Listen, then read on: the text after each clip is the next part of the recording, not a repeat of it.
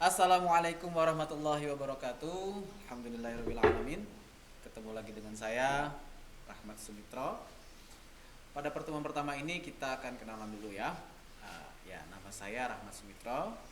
Saya berasal dari Banguntapan, Bantul. Tapi saya lahir di Lubuk Linggau 5 November 1990 di Sumatera Selatan ya. Hobi saya futsal dan bernyanyi. Kalau anak-anak semua punya pertanyaan lain-lain seputar saya, silakan kalian kirimkan ke link medsos saya di bawah ini ya. Oke. Pada pertemuan pertama ini kita akan membahas tentang klasifikasi makhluk hidup. Apa itu klasifikasi makhluk hidup? Nah, sebelumnya kita akan membahas tentang bagan klasifikasi benda. Di sini kita melihat bahwa klasifikasi benda itu ada dua. Pertama, ada benda hidup atau biotik dan benda tidak hidup abiotik. Nah, dilihat dari ciri-cirinya, benda hidup atau biotik itu ciri-cirinya bernafas, bergerak, tumbuh dan berkembang biak, memerlukan nutrisi dan iritabilitas. Kemudian pada benda tidak hidup atau benda abiotik, dia terdiri atas unsur, molekul dan campuran ya. Yang jelas tidak ada ciri-ciri benda hidup daripada benda mati, kecuali unsur-unsurnya saja.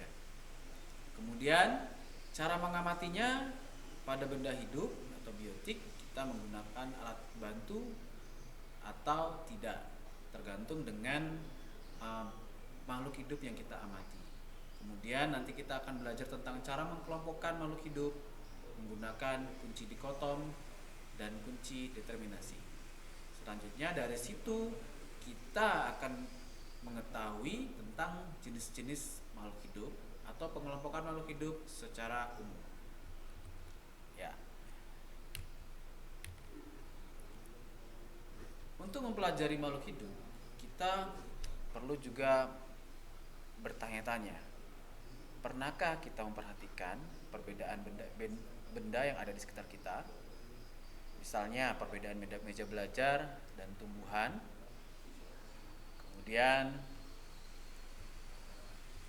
perhatikan air yang biasa diminum, udara yang dihirup setiap saat, atau uang logam yang digunakan sebagai uang jajan maksudnya. Kira-kira tersusun atas apakah benda-benda tersebut? Selanjutnya kita juga perlu bertanya, apakah tumbuhan dan kucing peliharaanmu mempunyai kemampuan untuk tumbuh, berkembang, bernafas, dan berkembang biak? Menjawab beberapa pertanyaan tersebut, kita akan kagum terhadap kebesaran Tuhan yang Maha Esa yang telah menciptakan bumi beserta isinya.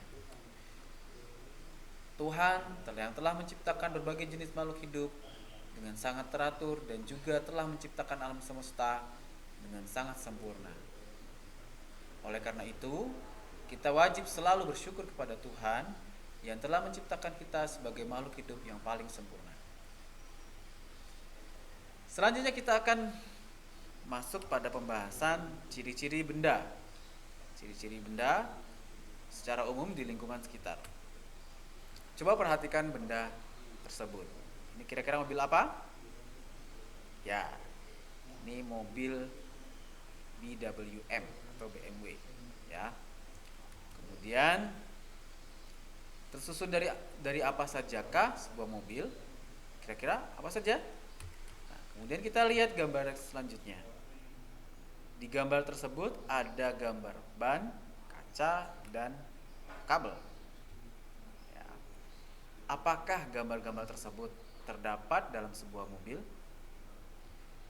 Nah, selanjutnya lakukan kegiatan berikut untuk menambah pemahaman kita semua tentang ciri-ciri benda di lingkungan sekitar kita.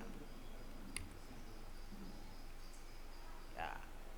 Pada gambar 1.1 ada beberapa ragam benda di alam yang mungkin saja kita sudah melihatnya secara langsung.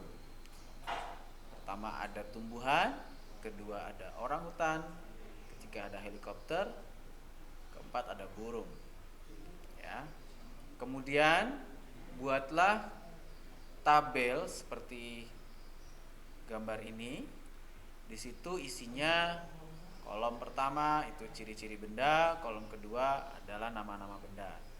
Kemudian pada baris pertama kalian isi ciri-ciri benda bergerak sampai peka terhadap rangsang.